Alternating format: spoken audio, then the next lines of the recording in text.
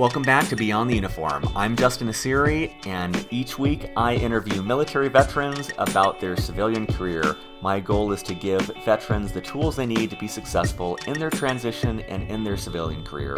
Today is episode number 101 with Joshua Jabin. When I got out after 12 years, I was married. We had our first child. We were looking at having our second child, and I was very focused on a career that would pay me what a major with 12 years in was currently paying me.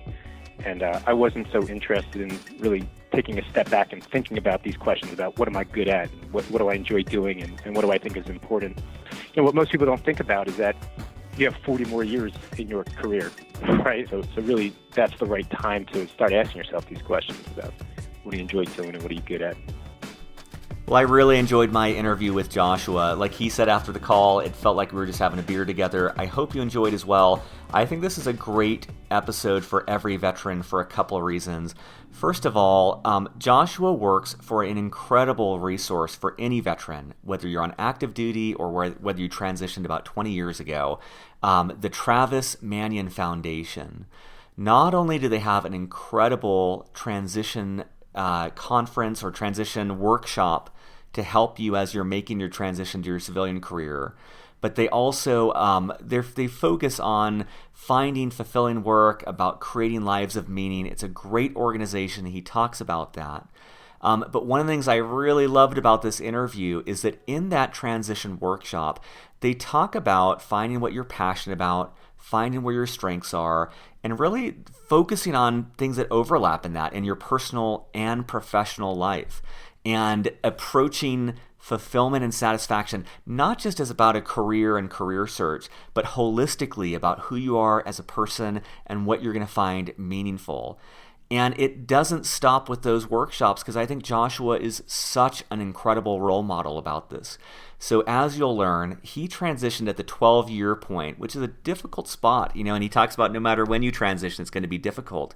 But at that 12-year spot, he initially went into consulting and loved the people, enjoyed the work, but knew it wasn't the right fit for him. And through a crazy story that I think you'll enjoy about how he found his opportunity with the Travis Manion Foundation, he ended up taking a pay cut that was a third of the salary he was making consulting. That's an incredible pay cut to consider. And he wrestled with that decision, but ultimately chose it and has found that he's got a much more fulfilling, satisfying life doing what he loves. And I think it'll come through how much he enjoys what he does. And so he is the Chief Operations Officer at the Travis Manion Foundation. It's also great for anyone interested in operations who wants to understand what that COO role is like. As always, at beyondtheuniform.io, you'll find show notes for everything we discuss. All the resources that Joshua mentions, you'll find there, as well as I take notes as we have the call based on some feedback you all gave me in the survey. So if you would like to skip around this interview, I've also got the time markers for each different question I cover, as well as the text approximately about what we discussed, in case that helps you zone in or maybe go back and listen to the parts that are most helpful for you. So with that, let's dive in to my interview with Joshua Jabin.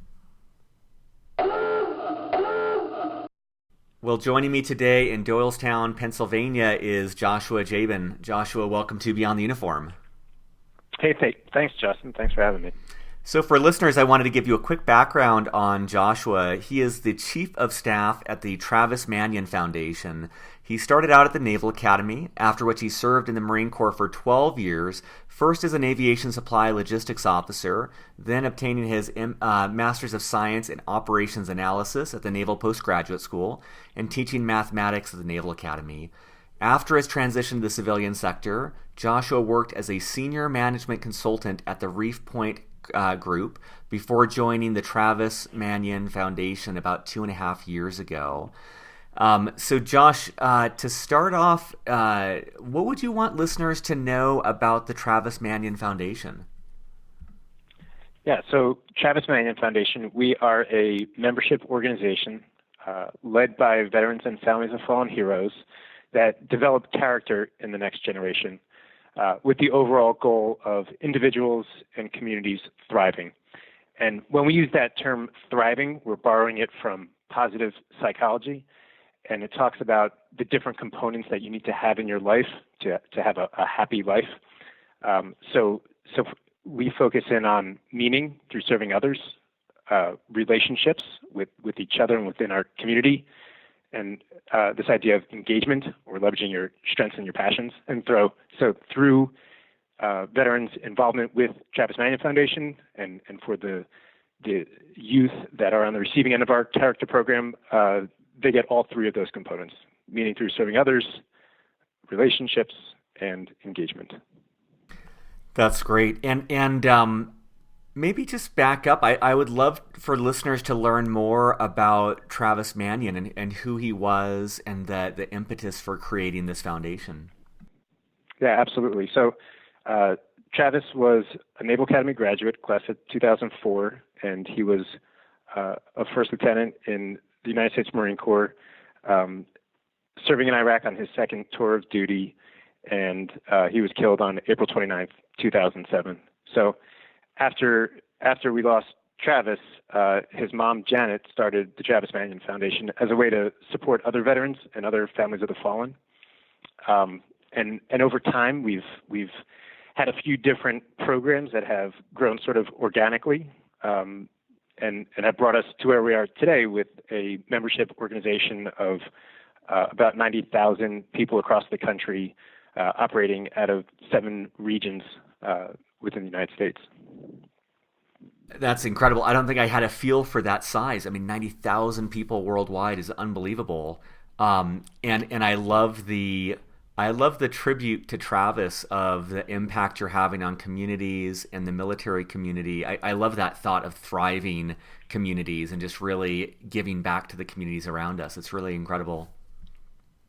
Yeah, absolutely. It was Janet Manion was a real visionary. Following what her family went through, what the Manion family went through, I think that one you could understand how they could just kind of hold themselves up and not want to speak publicly. Colonel Manion, I've been with him as he goes around sharing the story of Travis and his Naval Academy roommate Brendan Looney. He wrote a book called Brothers Forever that talks about their relationship, two roommates at the Naval Academy who both ended up giving their lives in defense of our country. And he talks about when they first lost Travis, that the natural reaction is to sort of close yourself off, and they decided very early on that they weren't going to do that they were going to go out and speak, and that would be the best tribute to Travis. And they've been out there speaking and supporting veterans and families of the fallen. And it was interesting because Janet actually added a third component to the mission statement that talked about developing the next generation of leaders. And it wasn't immediately obvious how you connect those two ideas, but through our character program, we've been able to both empower veterans and families of the fallen while also developing character in the next generation. Man, it's I think what's awesome is that I'm just picturing, I can only imagine the grief they felt with Travis's loss, but then to turn that into creating meaning for themselves, and they've created this organization that's creating meaning for others and creating those valuable relationships and engagement. It's just, it's incredible to think that what must have helped them through this process is also, it seems like, the defining characteristic of their organization of helping others create meaning and relationships and engagement that can help you become stronger. That's just very, very incredible. Absolutely. And what we found is that Travis has become a representation for so many of us of this generation that have served, in Travis's case, that paid the ultimate sacrifice. And so for all the veterans out there that come back and want to know how they can continue to serve, we offer a great way for them to continue to feel that sense of purpose that they did every day while on active duty. And the same for the families. The families of fallen heroes, they don't want other people to serve in honor of their fallen hero. They want to do it with you. They want to serve with veterans. And so, really our programs have given both the veterans and the families of the fallen heroes that way to continue to serve and to continue to provide for the next generation. And I heard about the Travis Manion Foundation has a transition workshop program. I thought that might be of interest to a lot of the listeners. Could you share more about that program? Absolutely. So our transition program is a lot different than some of the other great transition programs that are out there, and there are a lot of great transition programs out there. But we don't focus solely on the career piece.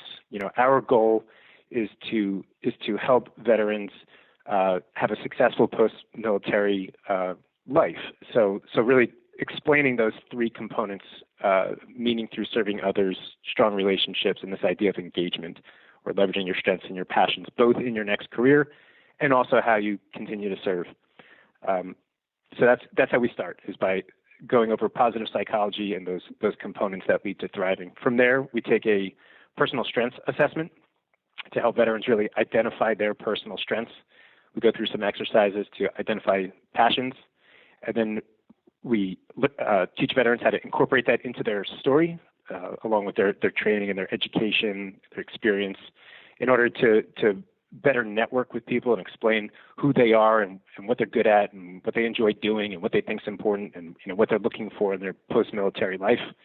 And then the final piece of our transition workshop, we have successful professionals come in and explain what their career field is like and tie their career field back to their strengths and their passions. So really it's we call it step one in the process, really more self-introspection, looking at your strengths, your passions, and then learning your options for how to map your strengths and your passions to your next career and also how you continue to serve. And then from there, that's when it's time to move on to step two, which are some of the other great transition workshops that are out there that will help with like resume writing or career coaching or interview coaching or actual job placement. Man, that's as you were describing that, I love that approach. I mean, first of all, I feel like in my career and in business school, I've seen so many people. Tony Robbins talks about it as the science of achievement and the art of fulfillment. And I see so many people exclusively focused on that first piece of how to achieve, how to get the job they want, how to make money, and ignoring that art of fulfillment, of really enjoying life and really loving what you do and loving life. And there's so much more than just your job. And like you talked about with relationships and meaning and all these other things. So I love the holistic approach that you take, where it's not just about, we'll get you a good job. This is about everything that's going to make the veteran successful in their personal and professional life. And I love the groundwork of finding strengths and passions and using those questionnaires and using those programs to help them identify and articulate them, helping them communicate them. I think that's so vital in networking, being able to articulate what you're looking for, what you're passionate about, what your strengths are. And I love that piece too of bringing in those transition vets to share their experience and to be that real life example of like, this is my passion, my strengths, and this is what I do, and letting them know these options they have out there. I think that's very incredible. Yeah, thanks. I mean, this was, I joke around that we should just call our transition workshop the stuff that I wish I had known when I transitioned. I think it's like that first step that a lot of us just sort of skip over. I can tell you more about my personal transition, but I definitely stepped over step one. When I got out after 12 years, I was married. We had our first child. We were looking at having our second child, and I was very focused on a career that would pay me what a major with 12 years in was currently paying me. And I wasn't so interested in really taking a step back and thinking about these questions about what am I good at and what do I enjoy doing and what do I think is important. And, for me, it was a learning experience and it ended up working out really well. And I wouldn't change anything, but for sure, trying to help educate veterans on the process of how do you find a career and a meaningful life, even beyond the career. When you transition, after 5 or 6 years, if you're a college graduate at 22 and you serve for 5 or 6 years, you're 28 years old. What most people don't think about is that you have 40 more years in your career, right? Or me, I transitioned, I was 34 years old. I mean, you have another 35 years of a career beyond that. So really, that's the right time to start asking yourself these questions about what do you enjoy doing and what are you good at? Yeah, I completely relate too. I feel like when I transitioned at the 5-year point, but even then I was in such a rush to get on to the next thing. My wife is always telling me it takes time to save time, and I find it so annoying, but it's also so incredibly true because there's so much you can do up front, or even on our submarine, they would talk about like, hey, if you do a 1 or 2 degree course change right now, you can avoid those 40-degree course changes in a mile or two. And it's so true. If you're willing to take the time to ask yourself the questions that you take people through, I think that they'll end up in a different spot than they would have had otherwise, and it's a lot more efficient to invest that time up front to really figure out which course you want to go on. I totally agree. And a lot of those questions, they're not obvious. It's not obvious what am I good at, but there's great tools out there that will help you figure those things out, or even what am I passionate about, and how do I tie that back into a career, and equally as important, how do I tie that back into how I continue to serve and feel that sense of purpose and meaning. So, I think that our workshops are great for people to sort of help them through that process, and then beyond that to connect them with partner organizations who are great at that next step that can help them put it into a resume and put it into how they interview and actually go out there and find that job. That's great.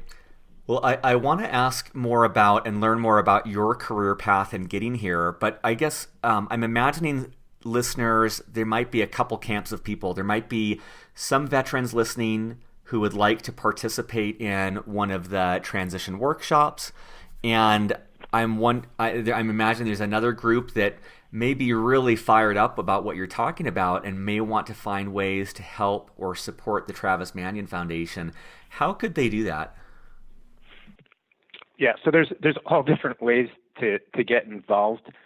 I'll also say we're not exclusive to veterans.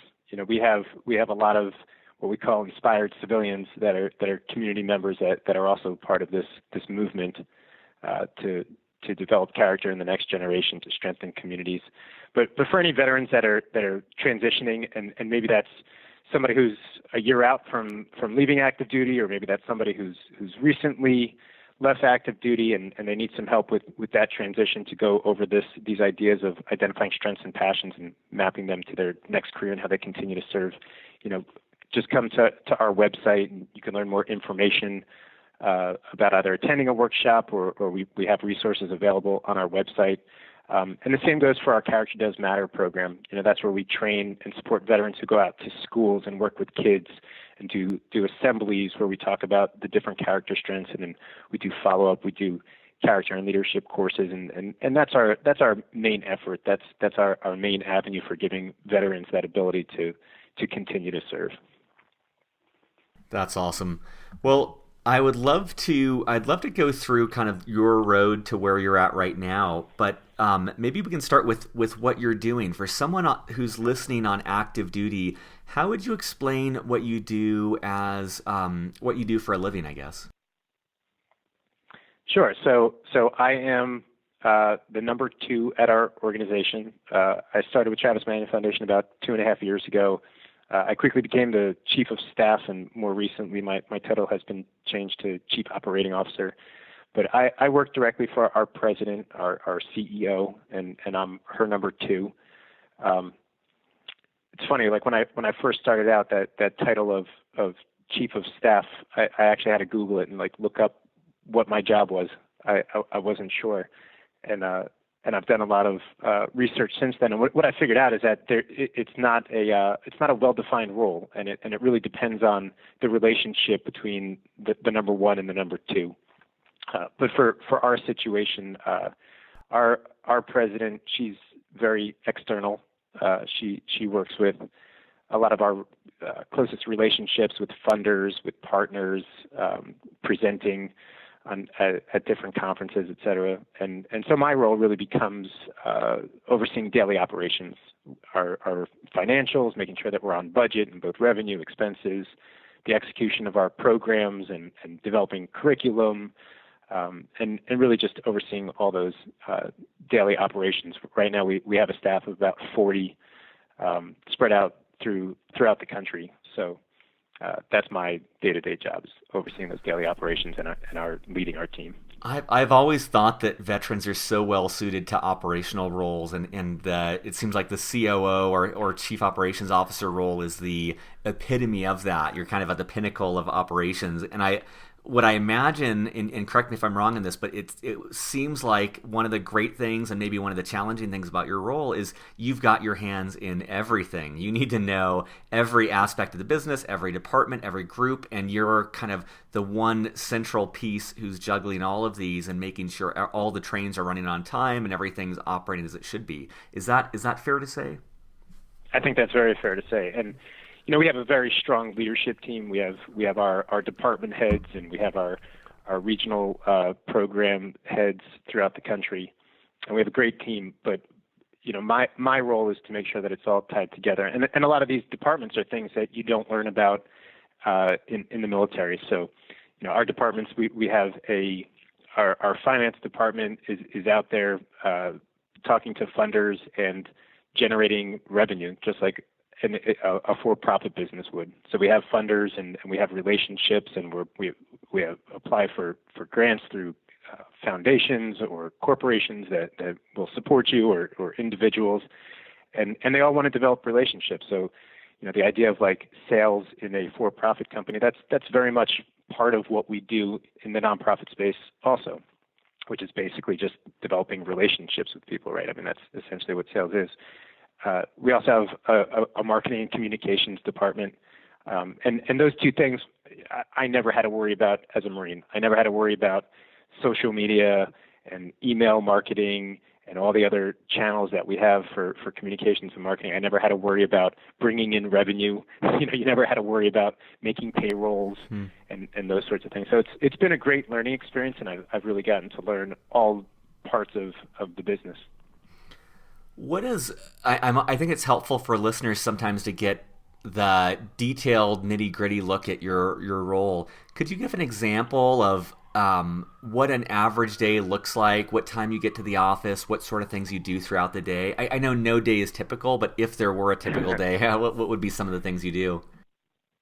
Yeah, it's a great question. I mean, you're right. There is no typical day, but I think that's more a generational thing, that there is no typical day. I mean, my typical day starts between 5 and 5:30. I have two young kids, so I try to wake up before them and check email. We have a West Coast team, so I have stuff coming in all night long. Most of the relationships that I have are with our volunteers. So a lot of volunteers are emailing at night or early in the morning. Once the kids wake up, try to spend a little time with them. By the time I get to the office, it really depends on the day of the week or the time of the year what the focus is. Right now, every Monday morning, myself and each of our program heads and department heads, we put out our top 3 for the week. And so this week, my top 3, number 1 is working on program evaluation, and we're just in the early phases of starting a research project. Number 2 was developing our curriculum, so we're deepening some of our curriculum within our character program. And number 3, we're having our first Spartan Leadership Summit. So 100 of our top Spartan members are going to get together in San Diego. So we've been working on building out that agenda and making sure that we're following up with all of our top Spartan members.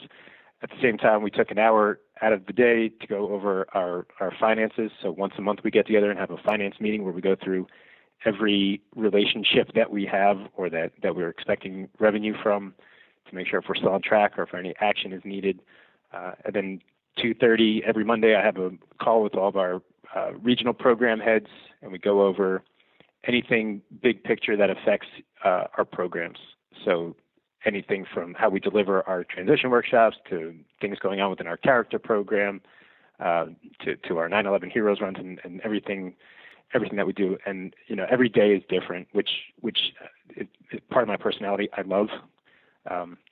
By the time I get home, I'll spend a couple hours with the kids and then go right back and start checking email again, because the West Coast team will still be emailing me while I'm heading home and staying with the kids.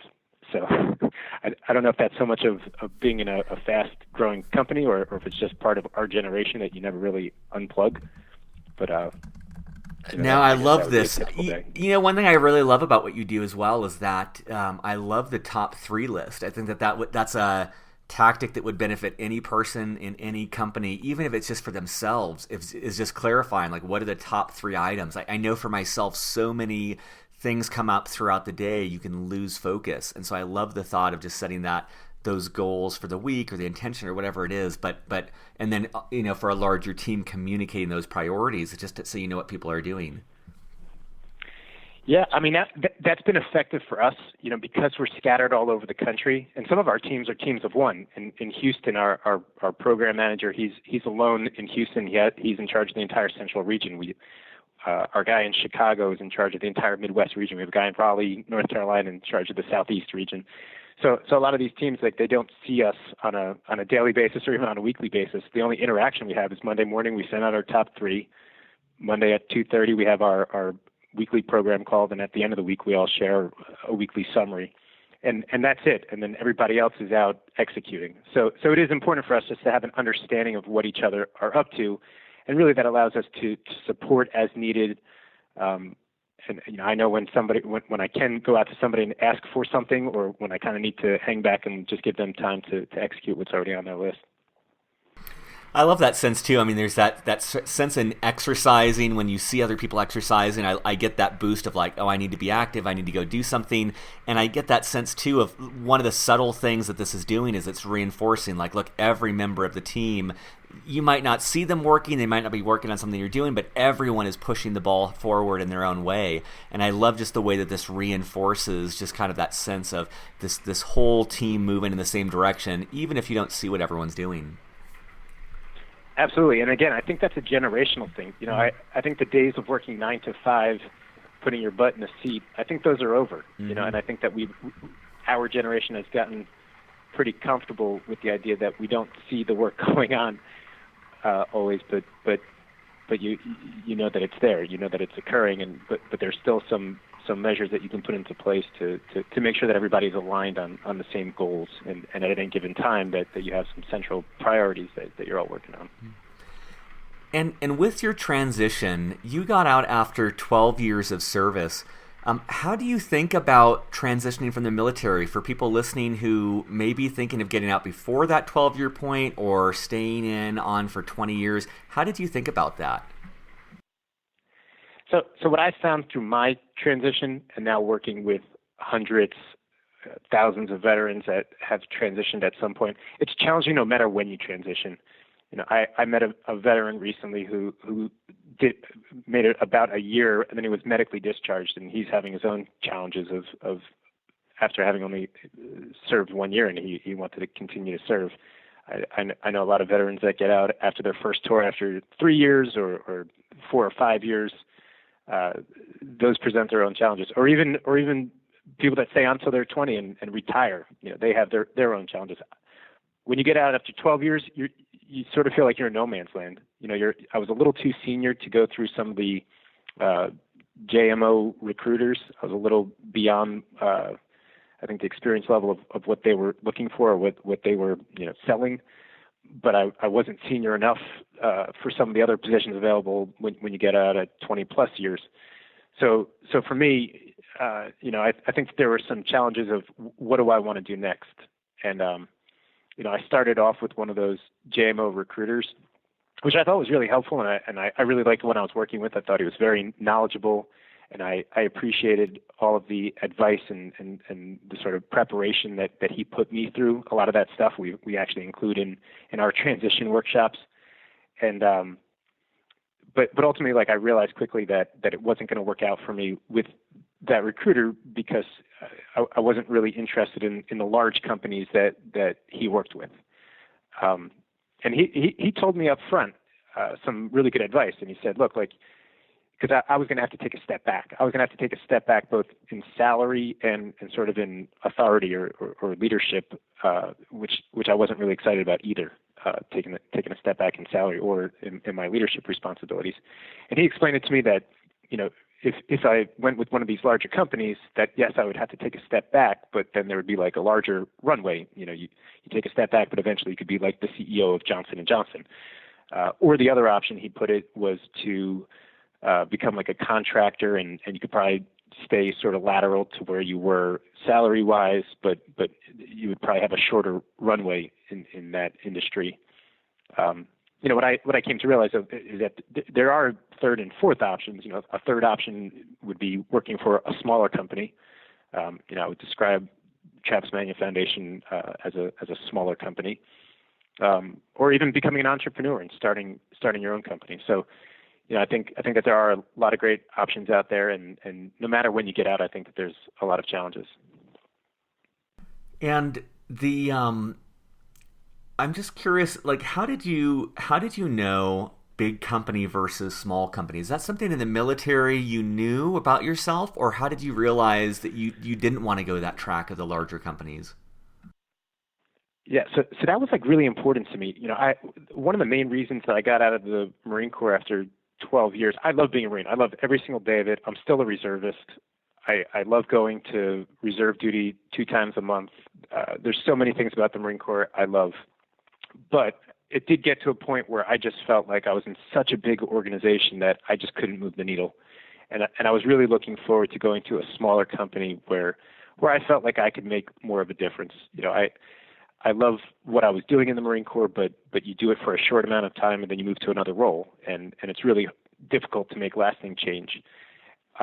One of the things I love most about my job now is that I will be here for the foreseeable future. I've no goals other than building Travis Manion Foundation into the premier veteran serving organization. And so, as you're making these sort of improvements, as you're building as a company, it's nice to be able to stay with that role and to reap the benefits of your hard work. So for me, I really didn't want to go back to a large organization. I felt like I'd done that with the Marine Corps, and I really was looking to go to that smaller company. Yeah, I think that's a great articulation of it, because I sense that from seeing other people who go to large companies, the nice thing there is they probably have a well-established training program. You maybe get a good brand name on your resume, and like you said, there's that long runway to a very senior position in a big company. But I love that aspect with the smaller company, like you said. You really do see the impact. I think of even at Storybox, my company with our team, every single person has a massive impact, and it's very rewarding for those people that work there in a small environment like that to know that if they weren't there, the whole team would suffer, the whole company would suffer, and what they're doing has an exponential impact on our growth. And I love that aspect about a small company. I think that's a great that you pointed that out for listeners when they're trying to think between big and small. Not that there's obviously a right answer at all, but just knowing what you might enjoy more or what might be a better fit for like you said, what your unique passions and what your unique skills and abilities are. That's exactly right. I mean, right. There is no right or wrong answer. It's all about finding the best fit for each individual. It's about understanding your strengths, understanding your passions. I always draw a picture at our workshops, a Venn diagram where you have a circle of what you enjoy doing, a circle of what you're good at, and a circle of what you think is important. And as a Venn diagram, aiming for the middle of that and figuring out what that best fit is for you. Some people thrive in large companies. Some people thrive in small companies. Some people thrive starting their own company, right? And there is no right or wrong. It's just, again, it's matching your strengths and your passions. So when you left the Marines, you initially went to ReefPoint Group, and you talked a little bit about working with one of the JMO recruiters. What was that first job search like, and how did you end up at the ReefPoint Group? So ReefPoint Group was started by 3 Naval Academy grads who graduated the year before me. And I didn't know any of them at school, but my last duty station, I had just gotten my master's in operations research, which is a form of applied mathematics. And I was back at the Naval Academy teaching in the math department. I told a couple friends sort of what I wanted to do next, which was use my operations research degree. I was applying to some of the larger companies, IBM, Booz Allen, et cetera.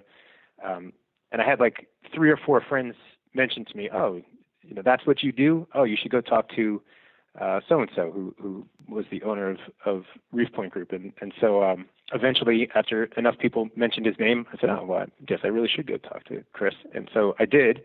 And so, just using my network, was able to come aboard ReefPoint Group, and they really were that smaller company that I was looking for.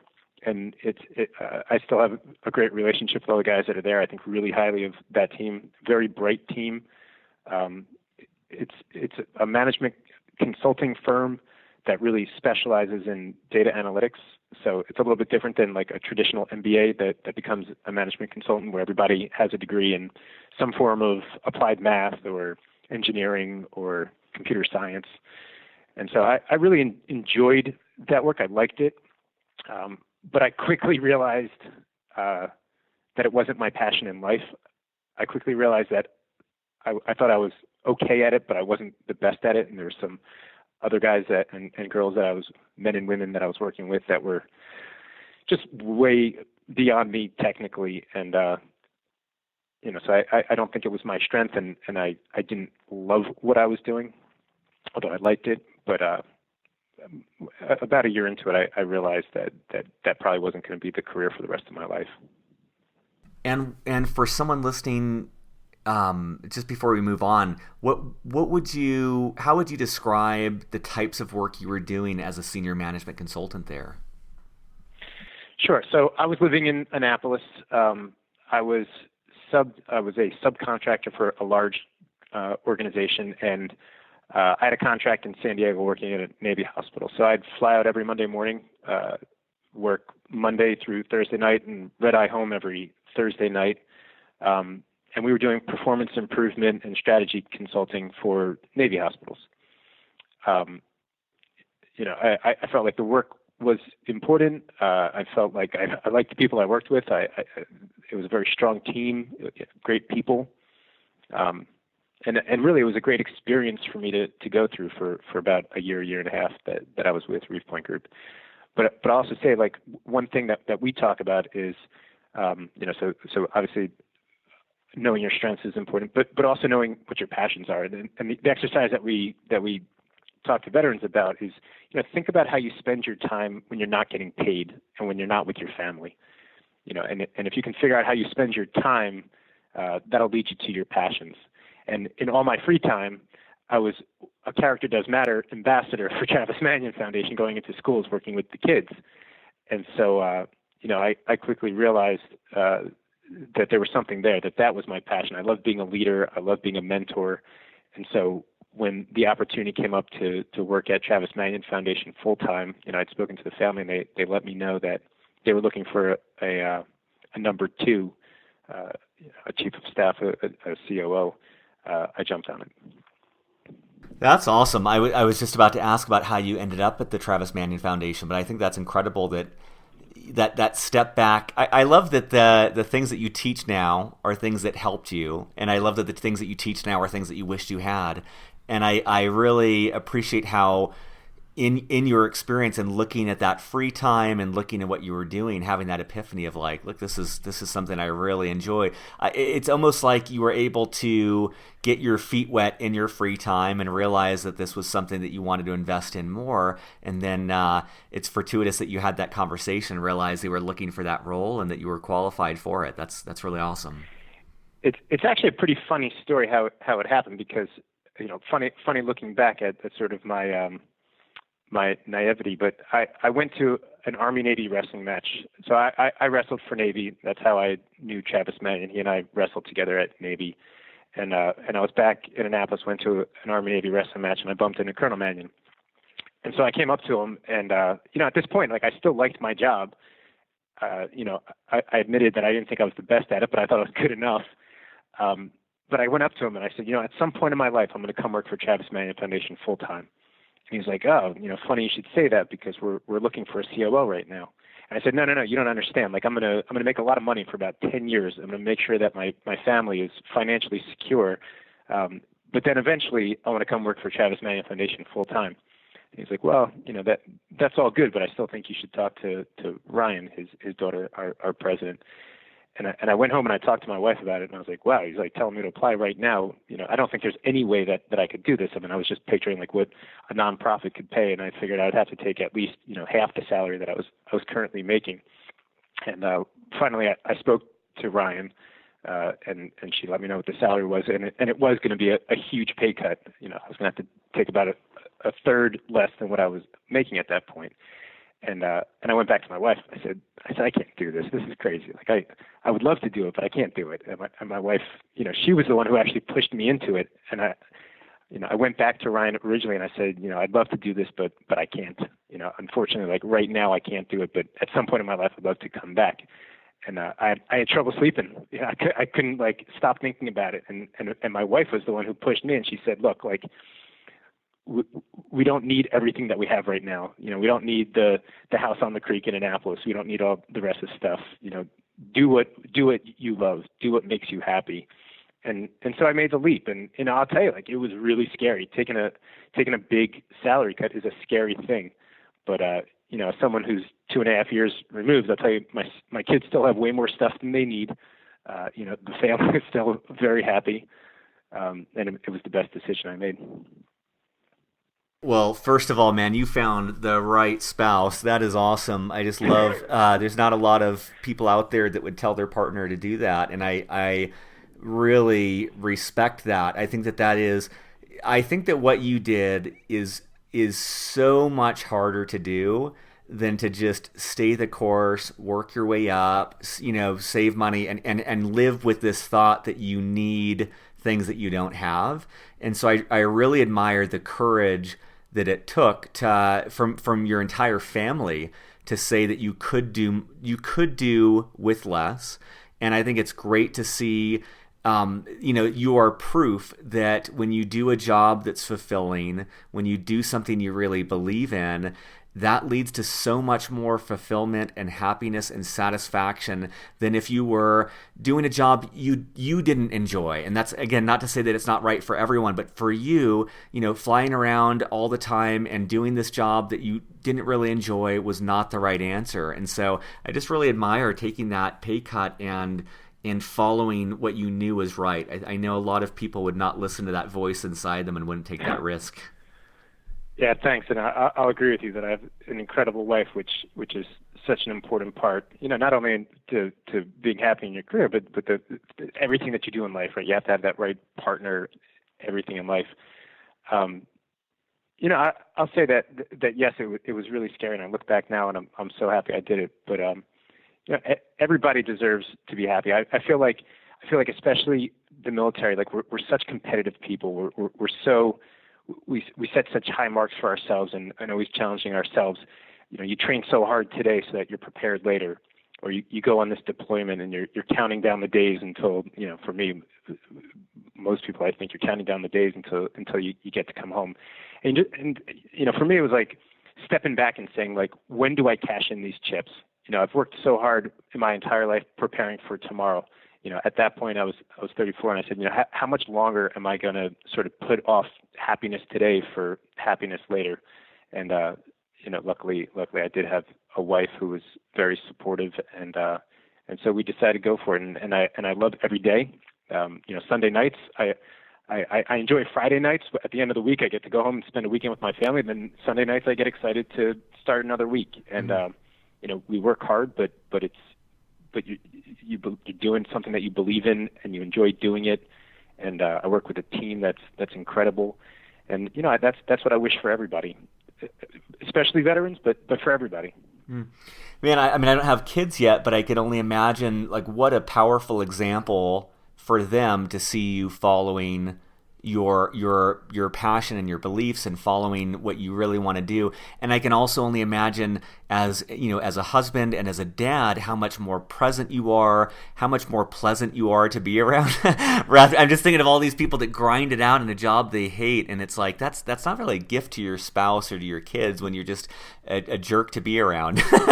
So I think that's cool, and that's I love that thought too, because I do imagine that most veterans are big on pleasure deferment. I can't imagine someone going through the military process without having a PhD in putting off enjoyment and delaying that gratification. And so I imagine, most people listening could benefit from that advice of like asking themselves, like, when do I cash in these chips? Like you said, like, how long do I defer this happiness? And that's not to say that, some people don't need to pay dues and maybe take a step back to get to where they want to go. But it does become an addicting cycle of always just trying to get the next promotion or always looking ahead to when you're going to do what you really feel is right for you.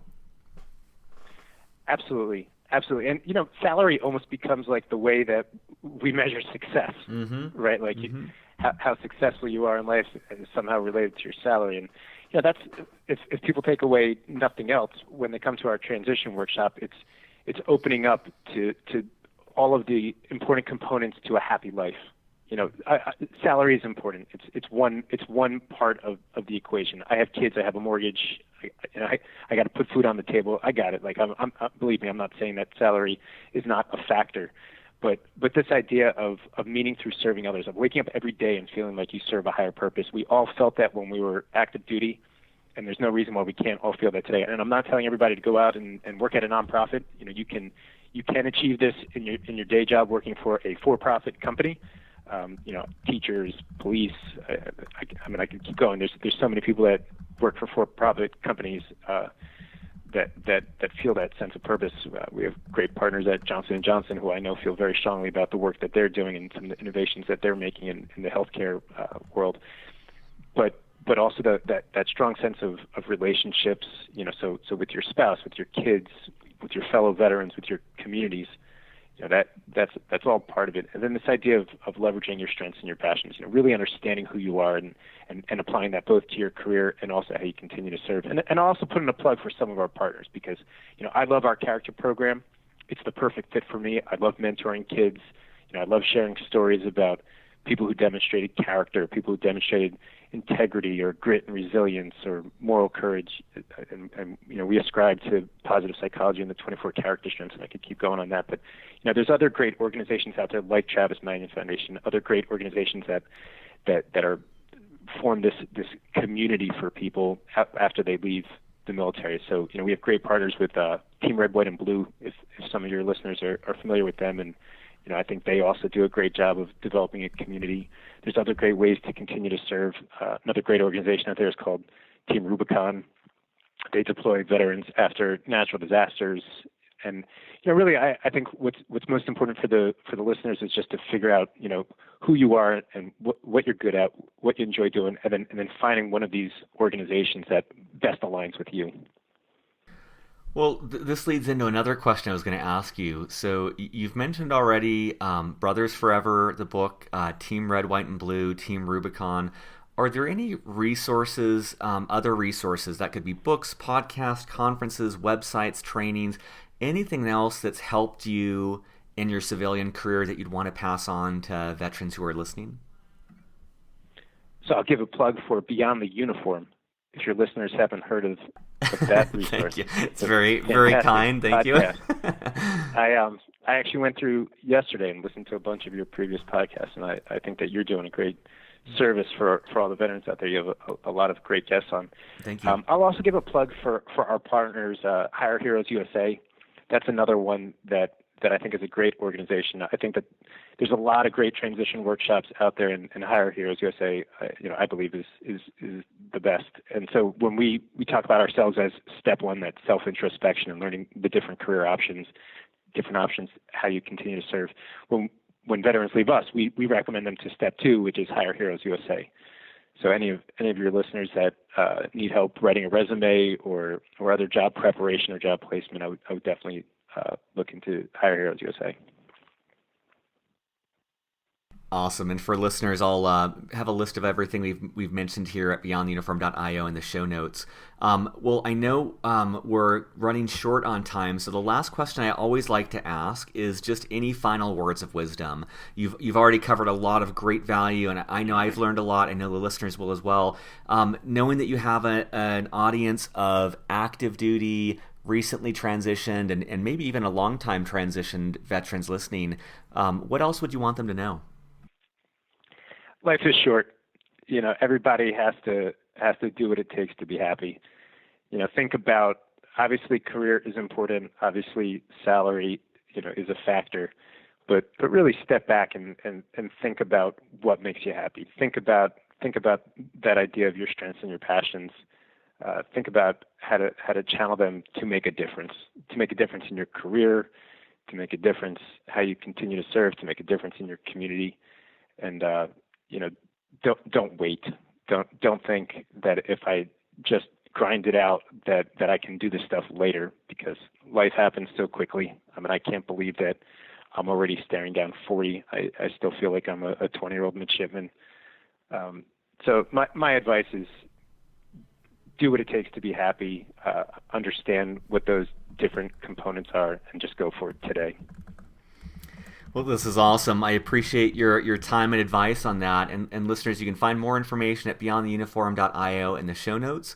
You can also find Joshua at Travis Manion Foundation at travismanion.org. You'll find great resources for transitioning veterans. You'll also find ways that you can get involved and make a difference, and maybe find out if this is your passion as well and if this aligns with your skills as well.